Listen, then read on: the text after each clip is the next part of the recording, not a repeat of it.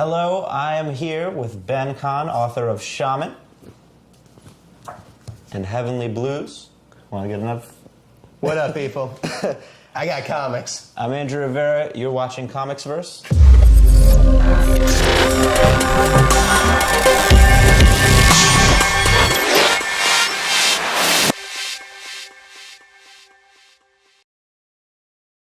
How you doing today? Doing great. Thank you so much for having me on. Okay. I'm excited. Cool. So I wanted to hit you up with some little softballs first, and then we'll build up to it. All right. Okay. So what was the first comic that you read? You said you started late. I did. First comic I ever read was Runaways. I got trades of Brian K. Vaughan's Runaways. And then the first series that I started reading month in, month out was Jeff Johns' Green Lantern. Okay. Yeah. Those aren't bad. No. To start out with. Nope. Teen angst and just lasers. Yeah. That was what got me into the medium. That's pretty much for all of us, I think. That's all we wanted out of anything. And so, going back, besides the angst and things like that. And the lasers. Do not forget the lasers. They were such angsty lasers. Were they like lasers of, you're talking about The Ring? Yeah. It showed off Death Cab for Cutie in concert. I mean, it's got to be Red Lanterns have got to be the angstiest ones, right? Absolutely. Right. So what about it then? What about those comics stuck with you or stood out to you? And were they the ones that made you say, hey, this is something maybe I want to try doing? No, those weren't the ones that made me want to do this. I think the sense of just the grandiose adventure. I think what it was I played a lot of video games in high school, and what I really liked was the incredibly intense, epic, grandiose storylines and plots and large-in-life characters, but the execution on those stories never really matched what I wanted. It was stories are always kind of weak, more focused on just gameplay. So then as I discovered comics, which was all the crazy stories and concepts and sci-fi and fantasy and characters that I wanted, but entirely focused on character and plot and storytelling execution. Yeah. So it just really became a medium I fell in love with just consuming. The comic that made me decide that I wanted to do comics was Sandman. Specifically, Sandman Volume 5, A Game of You. I can even remember the booth in the Chinese restaurant that I was reading it in Philadelphia. Yeah. And just one of those errant thoughts that changes it all. I was just I was reading them going I wonder if I could do this. And I still don't know, but I'm still giving it my best shot. I think you're doing all right, to be honest with you. I actually did get some vibes of Sandman from Shaman. Nice! You know what I mean? Just in terms of the way it looks and things like that. You know, and the conversations, it's very character-driven. You know Definitely. What I mean? Trying to play around with mythology, see it in some different ways. I think that kind of naturalistic dialogue, that really started in comics with the British invasion in the 80s. So, even one of my big sources of what I study to do the writing is stand-up comedy, sitcoms, just trying to get a sense of rhythms of speech, the way it sounds, and try my best to mimic spoken word as well as I can, in the pages. That is pretty interesting because when you did the interview with Callie for ComicsVerse, I think it was 2016? Yep. 2015? Yep, that would have been last year, 2016. Yeah, so at FlameCon. Yeah. Yeah, so when you did that interview... Awesome convention. Go to FlameCon. Go to FlameCon every year. When you did that interview, you were talking a lot about dialogue. How, when you started doing webcomics, you learned how to write dialogue more that way because you couldn't really control the art of it. Exactly. All you could control was the dialogue. It was just very basic, Game Boy Advance sprites. Yeah. So I had a certain set amount of poses, so I could do very exaggerated, calm, talking, blowing up, angry, but no facial expressions to speak of. 2D backgrounds behind it. It was there was very little way for the art to tell the story. Yeah. So it kind of had to all be done in dialogue. And that was really the only original piece of what was really, I guess, the first 7 years of my comic making career. 7 years. Yeah, I did I started it when I was 15 in high school and did it all the way through college. Now, you didn't think that you could do comics until you had read Sandman, but you said that you also weren't reading a lot of comics. I didn't decide when you were younger. You say 15. I didn't decide to make comics until I had already been making a webcomic for 4 years. Okay. And how does that work? It was just like one of those, like, oh, this is what I'm doing in my time. Well, it was fun. Well, it was like I enjoyed doing the webcomic, and it was fun, and I never really thought of doing anything like beyond. And then it was really as I got more into Marvel and DC and Vertigo and Image, and I got exposed to just how incredible and epic the stories were, just how much. Because even in webcomics where there really is art, I mean, there's been some really well-drawn webcomics out there, but man, Dave Gibbons on Watchmen, and like the covers on Sandman, everything Bill Sienkiewicz has ever drawn in his entire life. I mean, that art, like when I was doing webcomics, I was enjoying it, but I never really thought about doing anything beyond, and I just kind of became really seduced by the art. I wanted to, just the stories that could be told with that art. I didn't know if webcomics would be something I just did as a fun hobby, and then it really wasn't until Sandman that really kind of going for this bigger, grander, better form of the medium that I really tried to go after that kind of next step. Yeah, where it like kind of takes a bigger meaning overall. Exactly. And going back to the conversation about dialogue, just because, again, it was something that I noticed, are you a major fan of film? Because people who focus on dialogue and stuff like that, I feel like most great movies, the dialogue is so important. You talk about Shaman maybe crossing over with Quentin Tarantino's universe. Huge inspiration. Tarantino, Whedon, Scorsese. Yeah. Dialogue people, by the way. Yeah, exactly. I mean, those are definitely things. I think really, again, film is, I love film. I mean, who doesn't love movies? Is there anyone that's honestly not a film person? But you know what I mean? Like, sometimes you take somebody out to a movie and they're like half asleep, and it's like, how could you not? I mean, hell, I got to take like class on Woody Allen and Charlie Chaplin.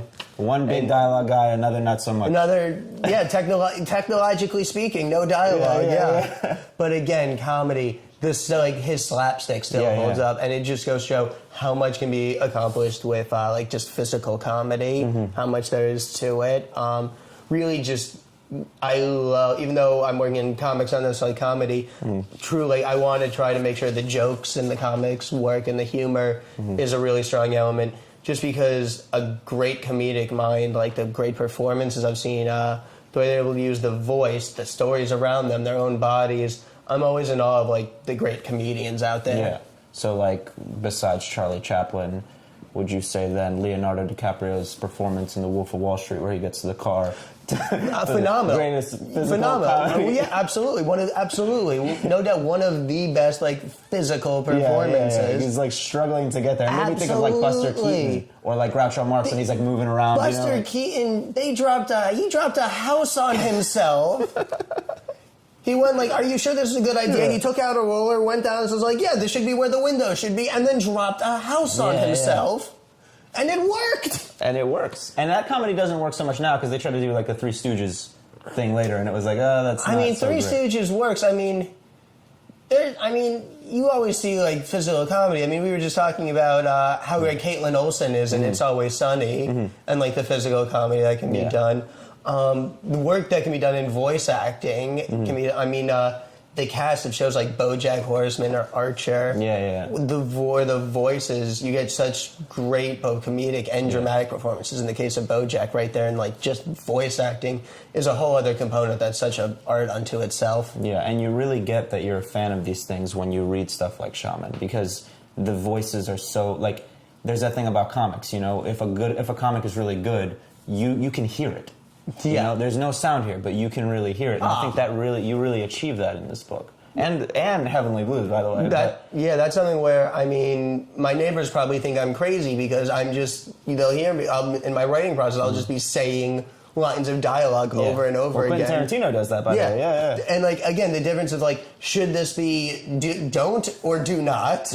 Like, I'll say it over 20 times, like, should there be, like, a comma here? Should there be, like, a dash? Like, let me hear it. How do I try to create this pause? Does it sound better with the pause? Where should the inflection go? What's the best word? Yeah, and so with somebody who's so inspired by dialogue, then we got to get the art going on, right? Yeah. We got to get the story going, we got to get that. So comics are a visual medium. Absolutely. So you work with Bruno Hidalgo on both these books, correct?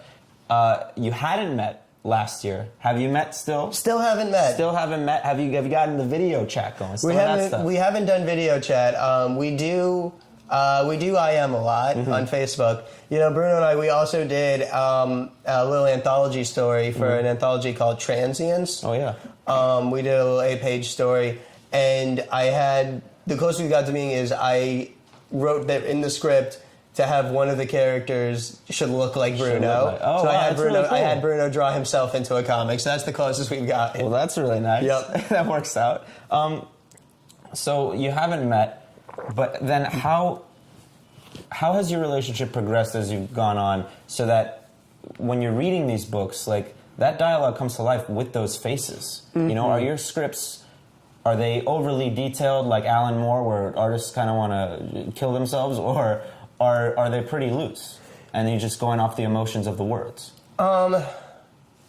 So I think, like, as a big thing that as a relationship developed has been the language barrier being less and less of an issue. Just the fact that we're able to talk to each other without needing like a 3-day translation process in the middle of it has definitely impacted the way we do. My script writing, I think it can depend on what I need. If there's if I really need an emotion hit strongly, I'll definitely specify that. I think the words, I think he's able to take a lot from the words and kind of infer where it's going. If I come up with specific details, things that I really think will elevate the scene, I'll make sure to include those. But overall, I think Bruno is just so brilliant at imagining and visualizing spaces and locations that he really...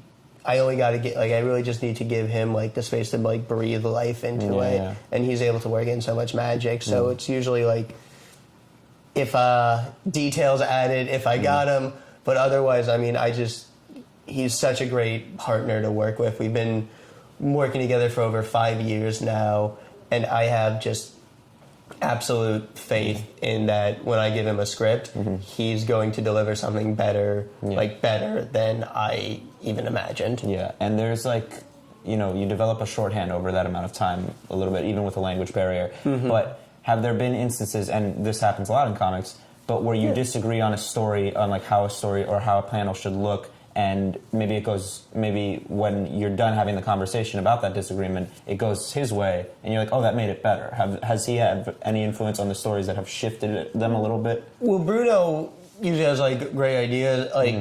Like he's able to just add so much flavor. Like he usually like comes up with a lot of like the sound effects that are in the book, and can give it such like a fun pop art flavor to it.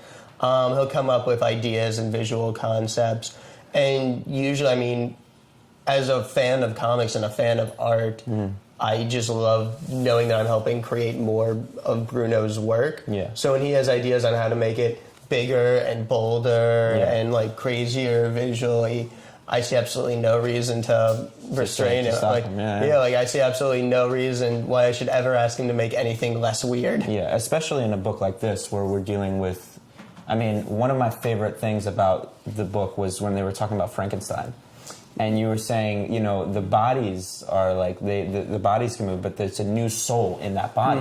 And I thought that was so fascinating. And you did it again, let me check my note here, but you did it again with the zombie bite.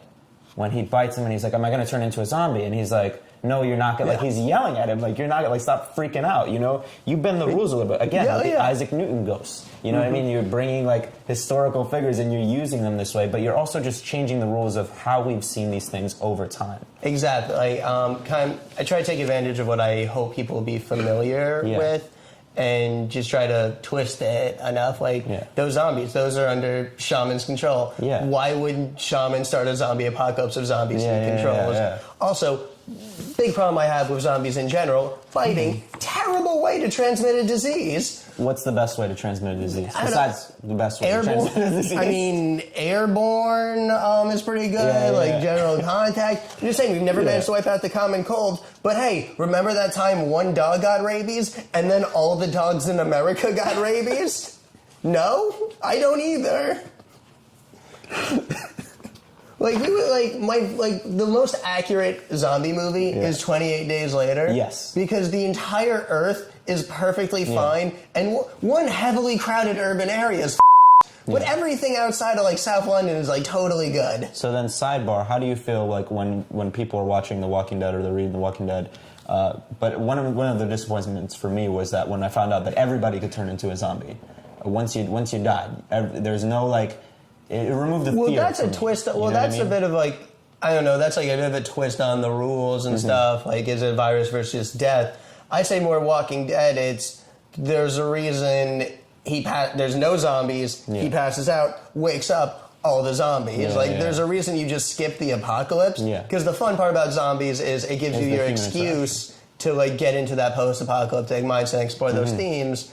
But the reason you don't cover the apocalypse is because the only way it actually happens is if humanity is really, really stupid. We have so many guns. Zombies can't swim. Why aren't we getting more boats? They can't swim. I don't understand. They're Where not are the planes? They're not the pirates from Pirates of the Caribbean. Oh my God. They don't have strategic thinking. They're sharks. Can the zombie virus pass between species? If not, coyotes are really going to do half the job for us. Yeah, absolutely. Honestly, by the single, we just got to make it to the summer. By then, like the sun should be good to do it. All right. It's dumb. Zombie apocalypse is a dumb way for the apocalypse to happen. Are you ready for the worst transition of all time? Okay.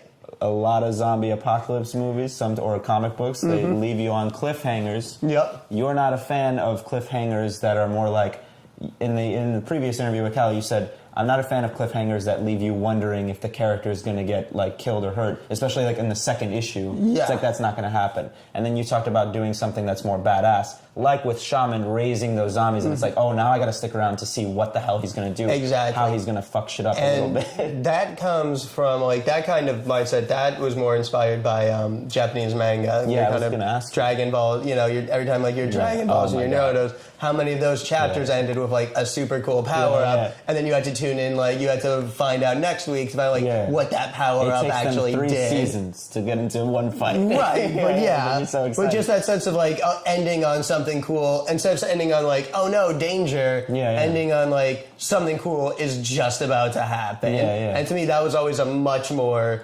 enticing, like cliffhanger that to whole, end on. like, will Goku turn into Super Saiyan 4? Will Vegeta, like find out next time? And you're like, I gotta find out. Exactly. Where it's like Naruto pulls out like some crazy energy shuriken. It's like, whoa, what's he going to do with that energy shuriken? Turn in next week to find out what happens to the energy shuriken. Do you think then, when you do stuff like that, do you think that you can sometimes, I don't want to say you could stop it right there, because I think a lot of comics could do that too. Like some of the characters about to do something badass, and you leave it to the imagination of the audience. And one of the movies that I think of that does that really well, and they should have ended it there, was The Matrix, when Neo's like, I'm the one, and then he flies off into the air, and it's like that's all you really need. Yeah. You know he's about to do some real badass shit. I mean, it's one of the best examples I think that ending is like Daredevil Born Again. Yeah. That issue, like the famous moment, it wasn't, the building blew up. Is Daredevil going to survive the building blowing up? It was Daredevil in the ruins going like, I know it was you, Kingpin, and I'm coming for you now. Like was like that's such a more intense, grabbing like way to end an issue on than just like, does the title character survive this random explosion number 84? So while that is fun for you, a lot of writers rely on that. Do you think you'd rather go through the suffering of doing a cliffhanger that's cool and that you have to, I'm sure that you've planned out the attack after that, in the next issue, but do you think that it made you more creative, or it made you work harder on like, I'm about to set up this cliffhanger that's really cool, now it has to pay off in the beginning of the next issue? I'm not sure if I even have enough full writing experience to really talk to like a pattern in my work. Shaman was 5 chapters put together, and it was 3 done in ones, and a 2-parter, and that 2-parter, part 1 ended with that cliffhanger, the rest were one-shots. And then Heavenly Blues, that's been paced more like a movie than, say, like Shaman, I could imagine as like a series that could run like very episodic.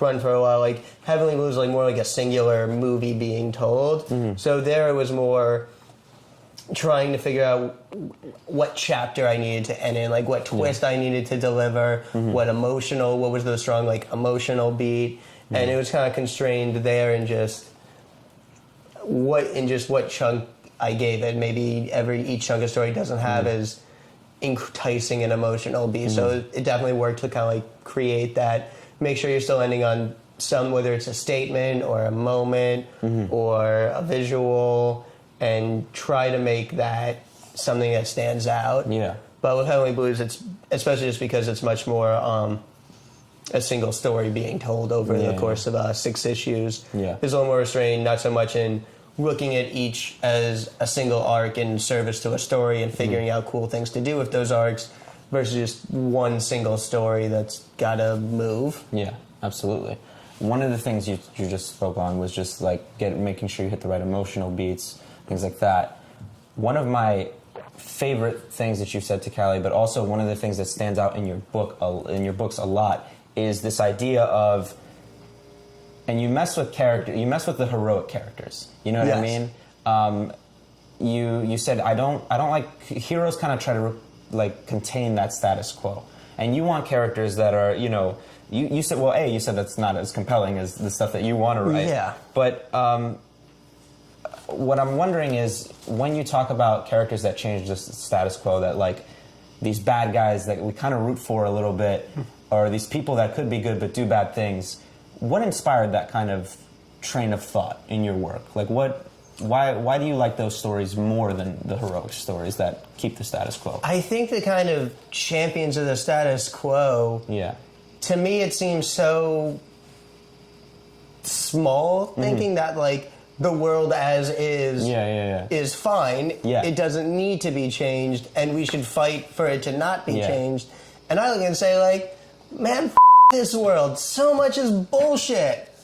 Wouldn't it be way more heroic to say, this is some bullshit, let's do something about it? Absolutely.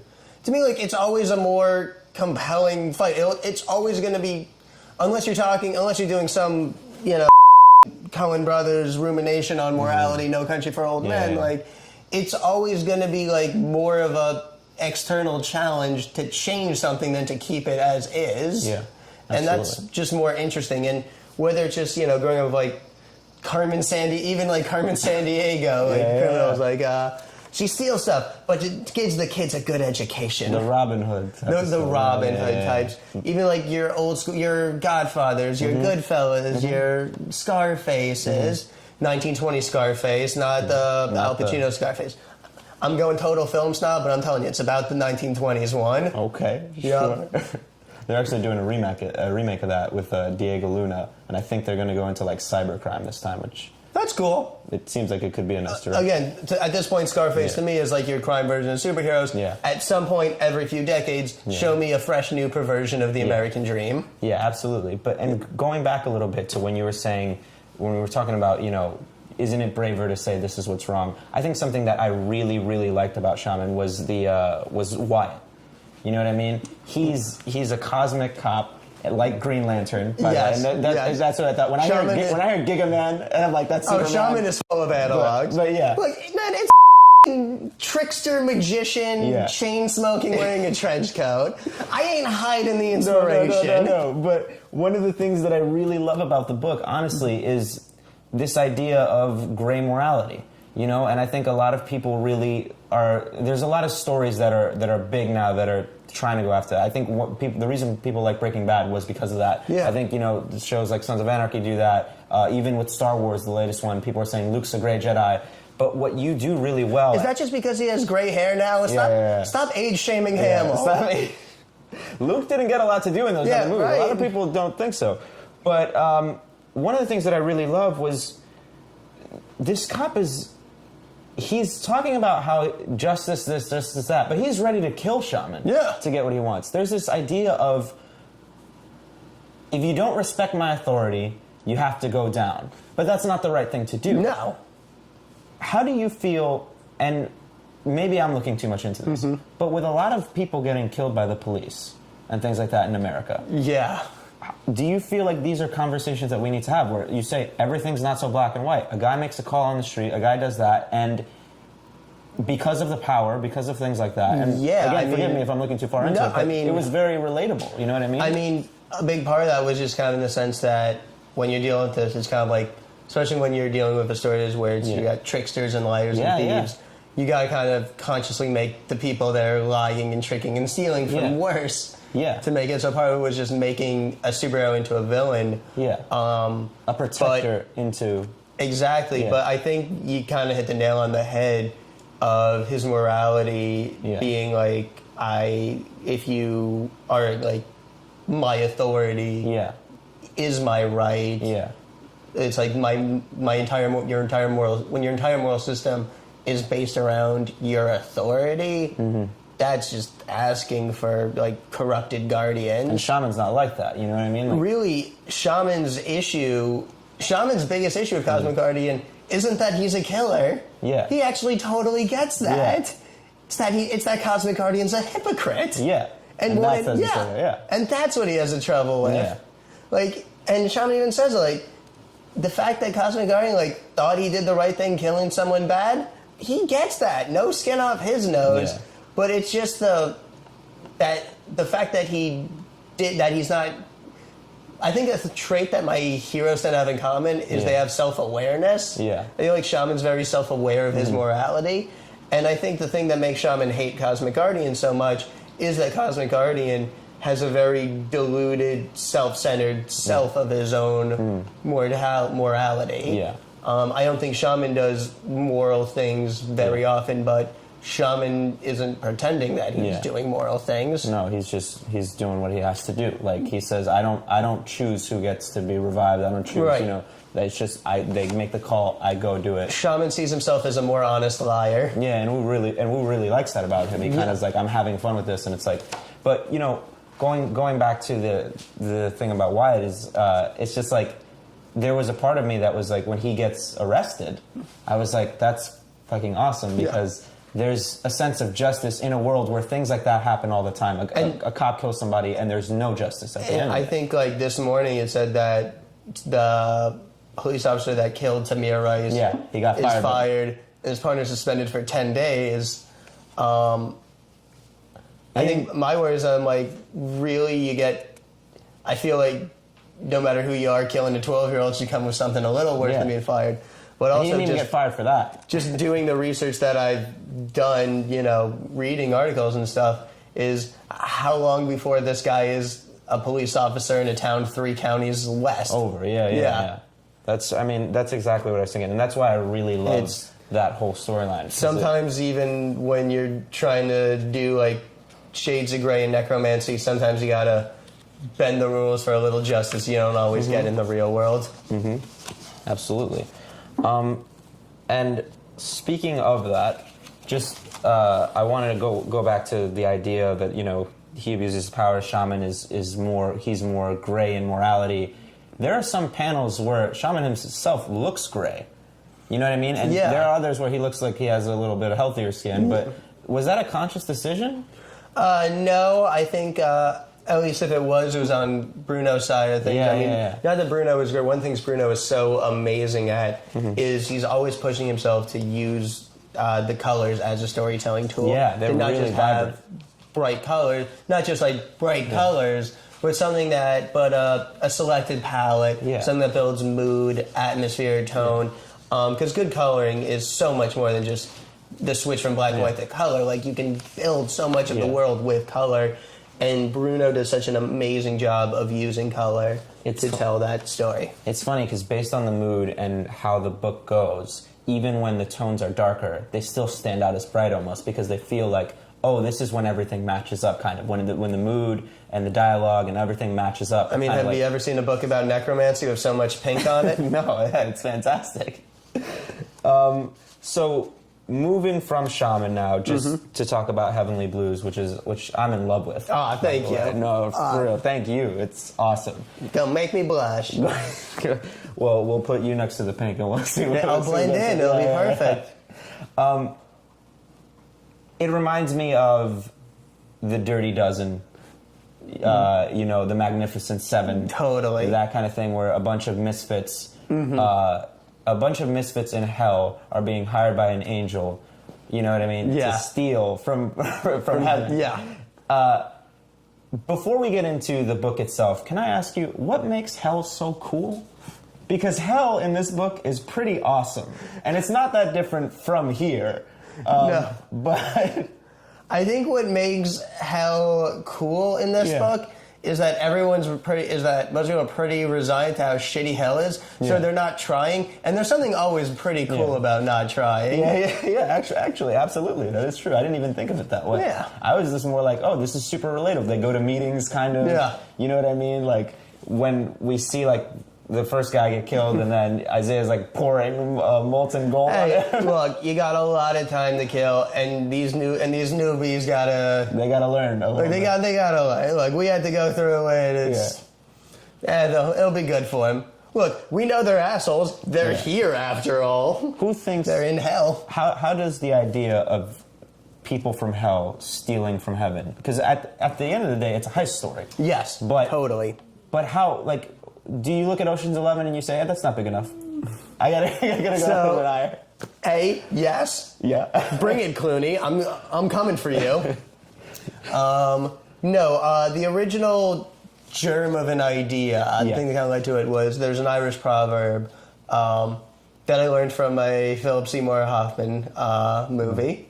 Ethan Hawke is in it. He's also very good. Oh, Before the Devil Knows You're Dead. And there's an Irish proverb. Marissa Tomei in that as well. Yeah. Also, amazing. Really great cast. Go see Before the Devil Knows You're Dead. And there's an Irish proverb, and it's, may you be in heaven half an hour before the devil knows you're dead. Wow. So that was the one that first kind of got me on the path to this, like, the original step of, like, oh, what if you had half an hour to break into heaven before the devil came after you? Wow. And it moved away from, like, that strict, a definite, like, an interpretation. But the idea of a heist in the afterlife, that's where it started. Yeah. So our main protagonists, Isaiah and Aaron, Isaiah dies, I believe, in 1934. 1934, I'm sorry. Yep. And then Aaron dies during the Salem witch trials era. Yes. Why go with people that have died so long ago as opposed to people who, like, why not kill a millennial? You know what I mean? And then because millennials aren't fun. And if I kill a millennial, I don't get to play with all the best action figures. Okay. Like gangsters and colonial people and ninjas and Egyptians. Because it's, I mean, once I got onto the mindset, because that original version was they were all modern day people. And then when I started moving away from that, I realized just how much fun it would be to have like a perfectly valid in-story reason to take all like pretty much an all-star heist team. Yeah. Let me take the best like thief archetypes from each era, kind of from history, to make a group of thieves that like could almost never have a good reason to be together, but have it make perfect sense and give them a world where it makes sense for them to be together. Absolutely, that's really good. I was also going to ask you if them having been dead so long provides, and I don't know if the current day would be our day, but if them having been dead for so long and so separated, does that also add a layer in terms of perspective? Because Isaiah at one point is like, I thought I was done with this life. And then there's that little something. You know I think I kind of wanted, because so much of the story is about like kind of like this ennui of failure, of this sense of really giving into defeat before grasping at this second chance.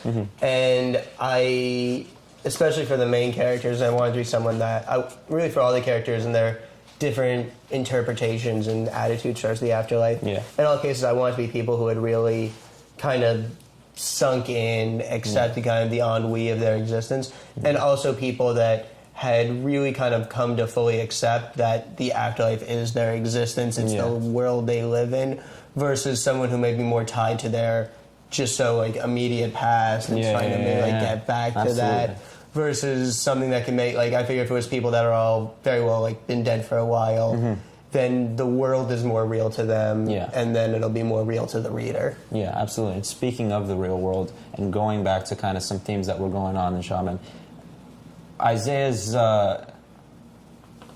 he's a bad guy who is using bad incentives to get people on his side. But he does it so charming. And I mean, the way he dies, the way he got to hell is pretty awesome. and totally, I mean, I did not expect it at all. But is it easy? Is it easier? I guess there's a difference because you can have fun while it's hard, right? What is it? How did you get to write a character that is so bad and so good, and you sympathize with him at the same time? You know what I mean? Is that easy or is it hard? Oh, those are the most fun characters to write. Those are like almost the only characters I wonder. Like you look at Shaman, he's like a trickster, con man, magician. This seems like a group of thieves who have done bad things and aren't skimping out. Like, I don't know what it says about me. No, but the people that are down on that lie and scheme and trick and just like do dirty deeds for their passions. It's just so compelling and fun. A character that you actually, is it a character that'll cross the line? It's a character that isn't even sure. I like the characters that aren't even sure where the lines are and are more than fine drawing it as they go. You get to do more with that. Absolutely. I think what it says about you, by the way, is you know the secret that is the most real thing that you can write. You know what I mean? Like, people always dog on Superman because it's like he's such a goody two-shoes and things like this. But here you have people that have been to that side of morality, you know, that bad side. And I think, and correct me if I'm wrong, but you can value being good and doing the right thing more when you've known you've done wrong. I mean, Heavenly Blues, it's not a story about redemption. Yeah, it doesn't feel that way either. There's no higher power that's coming down. Like, there's higher power that's coming down and said, like, you're good people now. You did a good thing. They don't want that. They don't want anybody to tell them that they're a good person or that they're finally living in the right moral code. They just want to be themselves, to be who they're meant to be. It's really, in this case, stealing. And you kind of always look for like active metaphors. In this case, thievery and heist. I think it's just a metaphor or like a symbol for like really just creative passion. That sense of like creative failure, getting a chance and just giving it everything you've got and coming at it from this place of just overcoming defeat and trying to just get back to embracing who you're supposed to be. Yeah, and I love Erin. I think she's fantastic. She's the way she dies. I mean, she's also a con artist, but the way she dies, her attitude. You were saying about how these people don't want to have redemption, right? But there's kind of like this chip on your shoulder of like, I'm not in heaven a little bit. I think Erin has that a little bit. Absolutely. There's a line in the book where she says, do you think your body changes? Like, do you think your body can change up there? Is this her struggling with the fact that she's so old? And there's also her talking about drinking beer and how she didn't get to try it when she was younger. Does she feel like she's trapped not only in hell, but in her body? Absolutely. Yeah. I think there's a lot. I think that's one of the inherent complexities of her character is that this is a 12-year-old girl with still kind of like the mind of a 12-year-old girl, not and 400 years of being 12 years old experience. Yeah, so it's like 400 years of experience and maturation in a 12-year-old body. I think there's a sense of that like. She feels like she's gone through so much and experienced so much that she is an adult. Yeah. And I think in some sense that's true. Yeah. She's definitely doesn't have any sense of innocence or naivete. She's very crafty, very cunning, she's got like certain like social skills, like more socially developed than a kid. Yeah. But at the same time, I feel like she also has a very childish idea of what being an adult means, and she overcompensates. And I think to her being an adult means like you swear and you make angry lash out and you pour drink melting gold on people. and you hurt people. Like that's what adult is. So it's someone that has had a lot that in many ways she's a full contributing member of the team. Like she brings 400 years of experience to it, but at the same time there's. Like she is absolutely haunted by the contradiction of having died when she was 12. Yeah. And really one of the big differances between Isaiah and Erin is their feelings about hell. Isaiah, for all his kind of misanthrope, self-pitying tendencies, he completely understands why he's in hell. Yeah. He understands it. He gets it. Erin feels cheated. She feels like Erin would spit on the idea of redemption because that would mean you were still judging her. Yeah, yeah. And she struggles with that in the meetings and things like that. Yeah. Absolutely. I mean, that's there's a lot to her character that has really been great to write, and she's definitely been kind of the vehicle to explore a lot of the complexities to the afterlife that I wanted to explore. And that is like a childish desire, you know what I mean? To like have this, to be a grown-up almost. And with 400 years, you are. That can be so confusing, and the stuff she's about to get into, and the stuff she's already seen, you know? A very rich and nuanced character you've created. And I feel the same way about LL, though. You know, like, I think that they're... She's another character I loved writing. Yeah, they're both so complex, and they're both like two people who kind of have to be adults and aren't at the same time. Because, like, I feel like LL is, like, when helping out Shaman, it's like she feels like a younger character, but she's older. So LL's 19 in the book, so I think I guess she's on that line. She's on the line. I guess she'd be like, work. She kind of approaches it like live a lazy college intern. I mean, but she's also seen stuff that a 19-year-old doesn't see. She's seen stuff. So there's like Erin is just fueled by so much bitterness and rage. And really, she's got Isaiah, a friend that treats her as an equal. And that's the relationship, the one relationship she has that she values. LL really has that kind of, like the father relationship with Shaman. And I think especially when they're together versus when they're apart, I think she's someone that's very, like, that's seen stuff and has lots of skills and experience and is very capable. And when we see her out on her own doing stuff, we kind of see those skills come to bear, especially like in issue 3 when it's her and Zach versus the Cosmic Guardians. We see those, like, really just how capable she can be.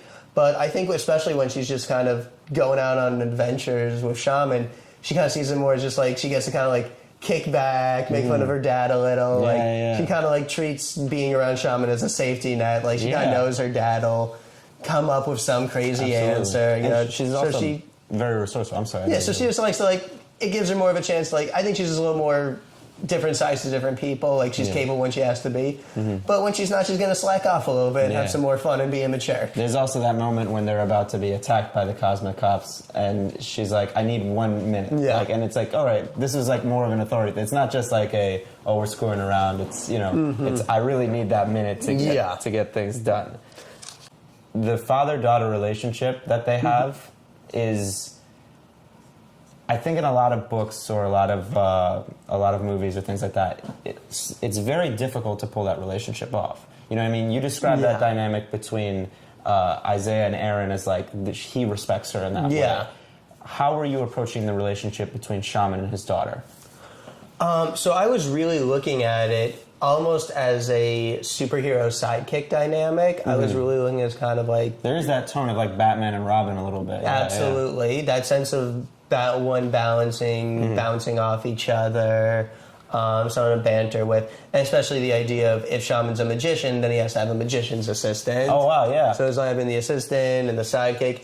And then if you look at Batman, Robin, like some of these other sidekicks, there was always parent-child subtext to it, or more so text now that it's like Jonathan Kent and Damian Wayne flying around.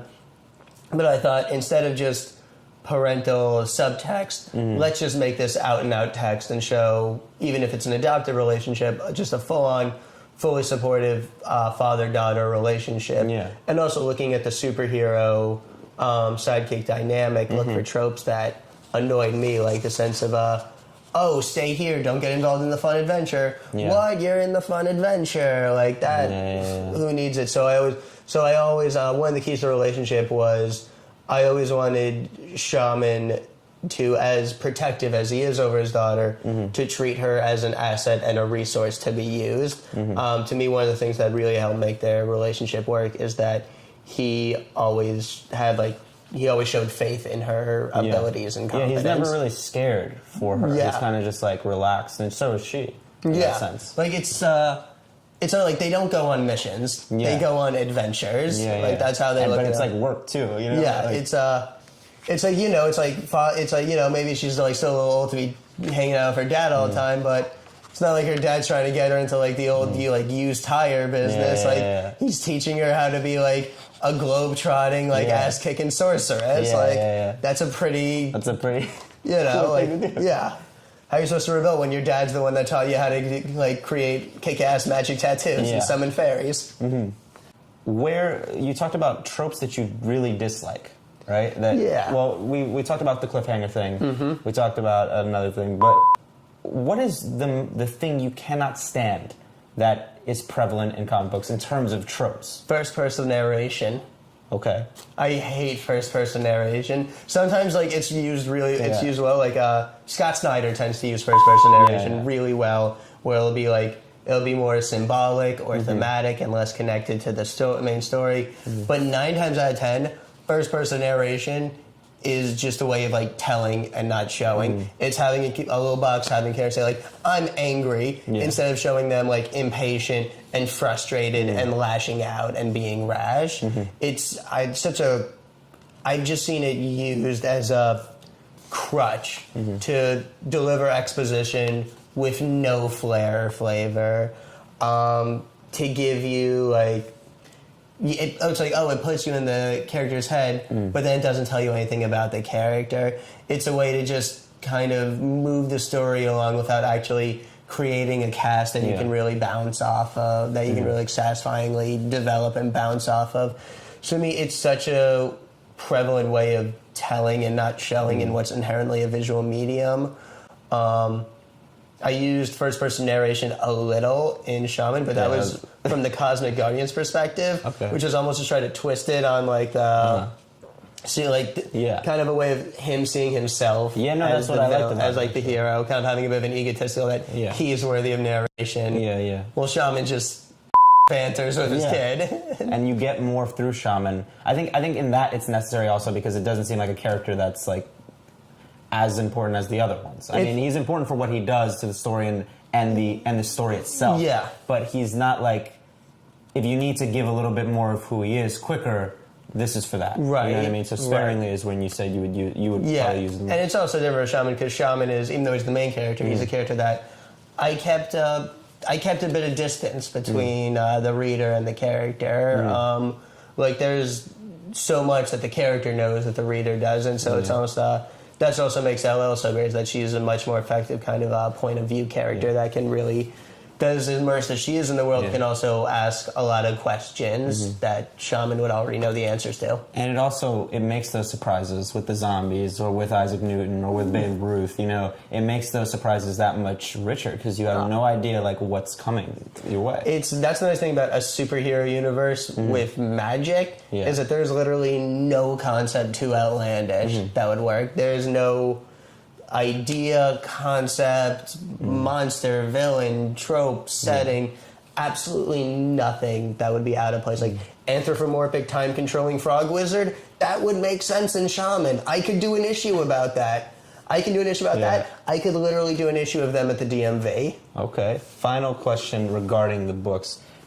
There's a theme that you work with in both these books that I enjoy how you're doing it because it's not the typical way to take it on. You deal with death in both of these books, but it isn't like I'm afraid of death. You know what I mean? I think a lot of people and you were talking about Woody Allen before, but a lot of people approach death of like using it as like an ultimate like way of thinking, especially superhero comics where it's like, oh, he's dead now, but he's coming back to life. And that's what's great about Shaman is like you take a trope from comics, like the superhero is coming back to life and coming back. And that was the foundation of Shaman. Was taking that cheap resurrection, being like, what if instead of all these time traveling bullets and secret clones and aliens, what if it was just one asshole going around bringing everyone back? How would people react to that, like resurrection being a very human force, like in their world? I mean, I clearly have a lot of feelings about death. What they are is for a psychologist to figure out. It's a recurring theme. I clearly have some hang-ups going on. I'm not sure what they are. I think the closest you get to kind of maybe anything that I've seen before when you're handling death is when he goes to get the first Ranwill. Yeah. When he's going through that whole mission, he's like, well, he's not thrilled about being resurrected. Yeah. And it's like, well, that would, depending on whether you went to heaven or hell, like in Heavenly Blues, well, you might not be thrilled about there's being... that, but he shows up again in issue 5, so you get even more time to kind of see him explain why he's not happy about being back. Would you be thrilled or pissed coming back as a superhero? I mean, I think it all depends. I think one of the things Ran Wu brings up is that they brought him back like decades after he died. Yeah, it's like the fan. Like, who do you like? Are you coming back to anything you recognize? Is this just an entirely new world? Did you have a bad death? Did you have like a good death? Yeah. Like, is there? It's like if I came back 6 months after I died, sweet, that's pretty cool. I'm back in the game. Yeah. If I'm back 500 years later, it's like, whoa, sci-fi, this stuff's crazy. What's the internet like? But if I come back like 60 years later, it's like, oh, we're not in sci-fi awesomeness yet, and everyone I know and loved is dead. Yeah. A lot of these stories that do that, where they bring a character back to life, like The Flash or Captain America, I think that means, like, when you get into the mind of it, I think that's done well for those characters because there's so much history. You don't have the luxury of all that history in the books. So I think what you do well, and I think this is also why you enjoy writing more about the characters, is that you can achieve that same kind of insight. You know what I mean? In 5 issues or 6 issues, because the characters are so rich. Absolutely. And you talked about, I'm glad you brought up The Flash and Barry Allen, because that was The Flash, kind of the inspiration for the Vanisher families. Zach Wu very much kind of based on the idea of Wally West. The original coming back and a long-standing replacement. I have to go back. Especially when I started writing this. This is like 2011, 2012, like Flash Rebirth had just happened, and Wally West had vanished from the pages. So I thought, like, what happened to Wally West? Turns out if DC wanted to do a series where Wally West teamed up with John Constantine and his kid, that'd be interesting. But so you got the whole Justice League. You got Giga Man. Superman. You've got Batman and Robin with Shaman and stuff. You've got the Green Lantern, and now you've got Flash. Yes. Okay. There's some... I wore my influence on my sleeves, but I figured that the tone and the characters and the stories would be enough that, as blatant as the inspirations are, it's a totally new, fun story with its own flavor. It's been very refreshing to read both books. Oh, awesome! Thank you. So now we're done with comics. I gotta grill you on Twitter. Yes, you're active on Twitter. Yes. You said that Harley Quinn should join the Justice League. I did. Yes. So I stand by that. Can you just give me a few thoughts? Don't do it, DC, until you let me do it. I want to do this story. Well, I think at a certain point, it's what's the premise of the Justice League? DC's greatest, biggest, most popular, most famous characters all together on one team. At a certain point, they're not living up to that core premise without Harley Quinn. I mean, can you say she's not one of the biggest, most popular... but that's also like what I always say about movies and comics. Like, because movies obviously get the intellectual property and they use it, and now Harley Quinn's so big now. It's like you can't even imagine her not being in this universe more. Exactly. So I figured out a way to do it. Okay, I figured out a way to do it would be that there's like some sort of cabal or conspiracy of supervillains going on. Justice League has no idea.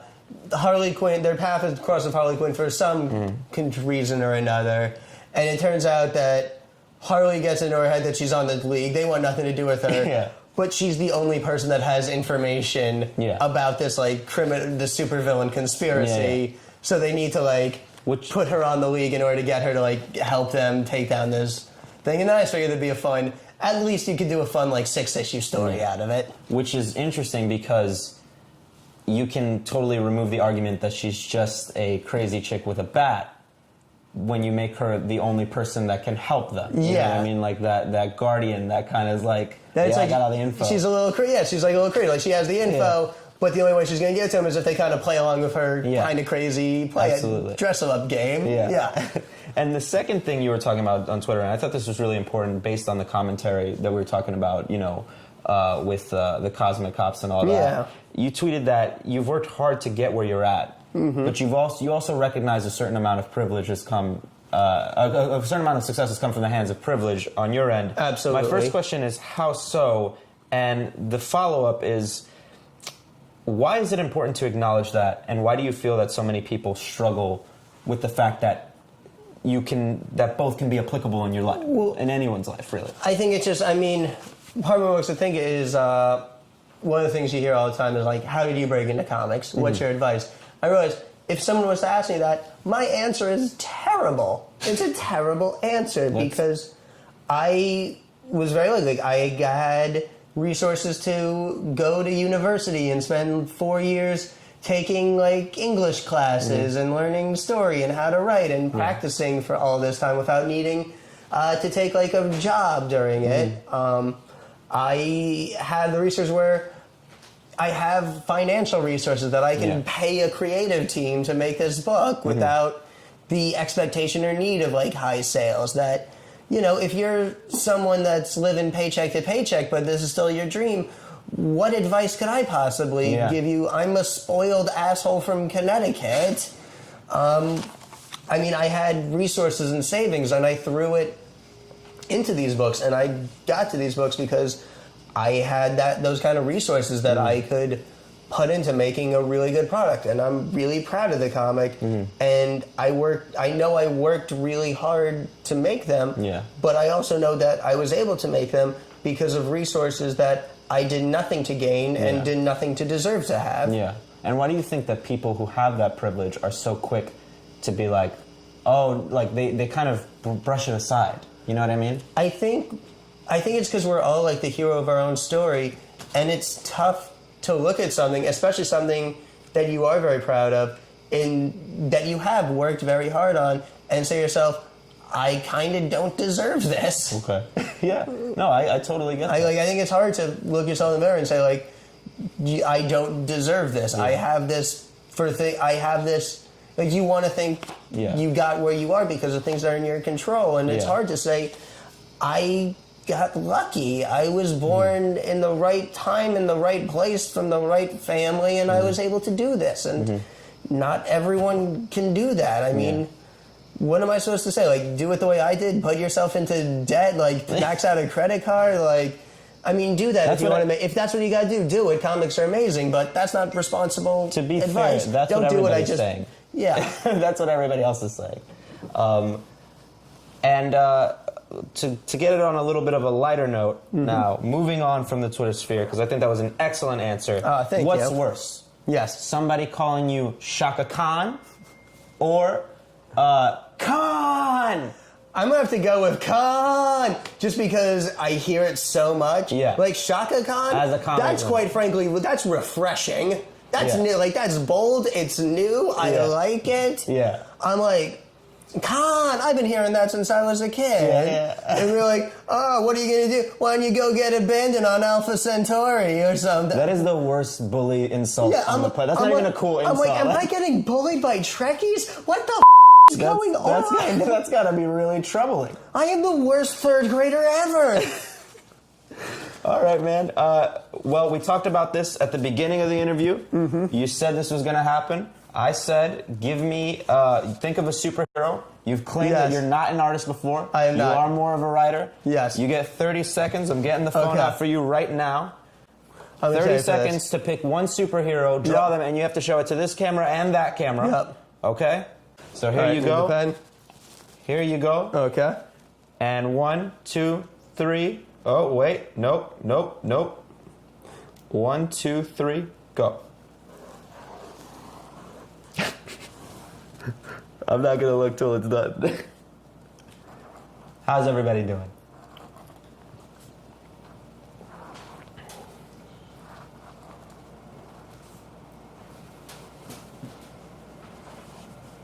You have got 10 seconds left. 5, 4, 3, 2, 1. Let's see it. No, that's it. Pencil down. I drew Mogo. Let's get a little closer. Boom. Found a loophole. Boom. Well, there you go. That's pretty awesome. Do not socialize. Well, Ben, thank you so much. Honestly, this has been a great time. Thank you. This has been so much fun. Really great meeting you. Ben Kahn, Heavenly Blues, Shaman, Heavenly Blues again. I'm Andrew Rivera. Always watch ComicsVerse podcasts, reviews, previews, anything you need at comicsverse.com. Ben, where can the good people find you on your social media? You can find me at Ben the Kahn on Twitter and at benconcomics.com. Heavenly Blues #1 is being published by Scout Comics and comes out this July 26th. So order it at your local comic shop. And that's it.